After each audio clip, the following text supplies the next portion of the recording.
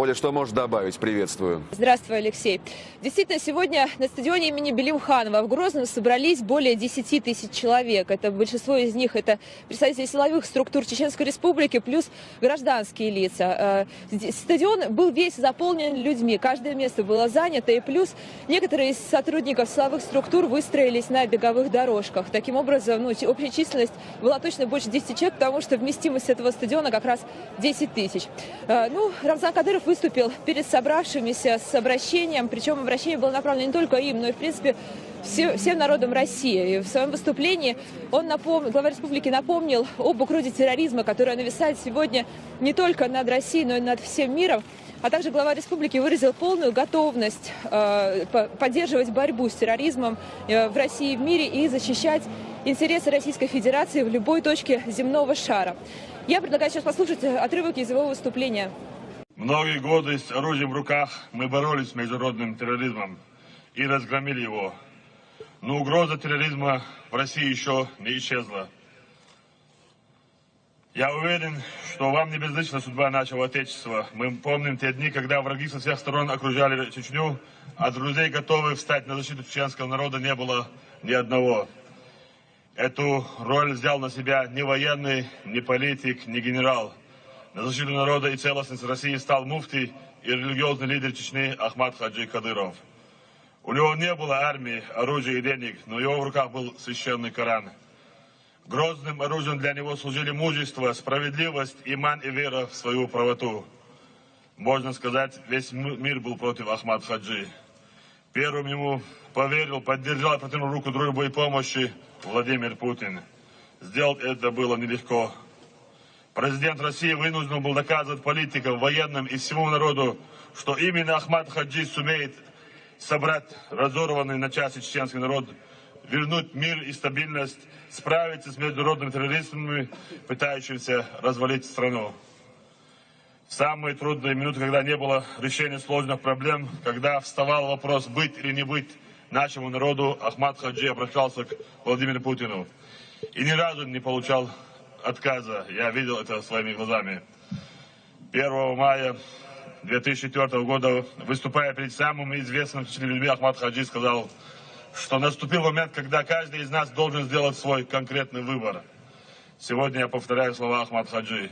Пришло время сделать свой осознанный выбор, и мы говорим на весь мир, что являемся боевой пехотой Владимира Путина. Если поступит приказ, мы на деле докажем, что так это и есть. 15 лет Путин помогает нашему народу. Теперь и мы с вами, а нас десятки тысяч человек, прошедших специальную подготовку, просим национального лидера России считать нас добровольным спецотрядом Верховного Главнокомандующего, готовым защитить Россию и ее стабильность, границы, выполнить боевую задачу любой сложности.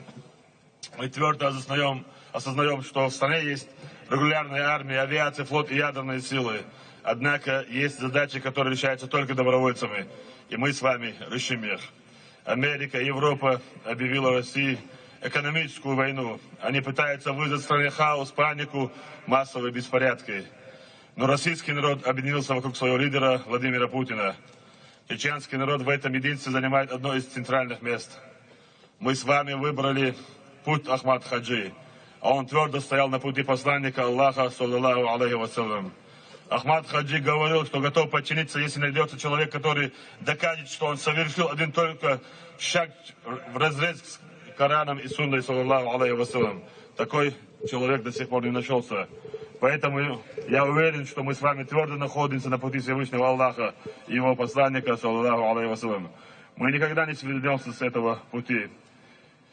С сегодняшнего дня каждый из нас обязан быть готовым в любую минуту доказать свою преданность делу, которому мы посвятили жизнь. Врага России, где бы он ни был, мы встретим в его же логове. Мы публично заявляем об этом на весь мир, чтобы всем было ясно и понятно. Да здравствует наша великая Родина России!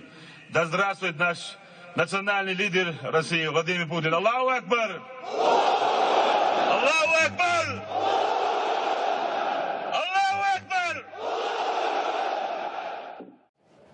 Реально каждый получил приказ, что сегодня они отправляются выполнить боевой приказ Верховного Главнокомандующего. Мы такой отправили чисто телеграмму, и ни один человек, ну, который, не говоря о несколько человек, из них никто не знал, что сегодня они отправляются. На самом деле они были, если вы видели, все, рюкзаки, вещмешки, спальные мешки, все готовы. Приехали выполнить поставленную задачу. Куда конкретно их могут направить? Ну, это решает Верховный Главнокомандующий. Мы посмотрели, насколько мы готовы выполнить поставленные задачи перед нами. Я думаю, что мы с удовольствием выполним любой приказ, и мы готовы, так скажем, выбрать любую точку мира и выдвинуться туда, где скажет президент наш.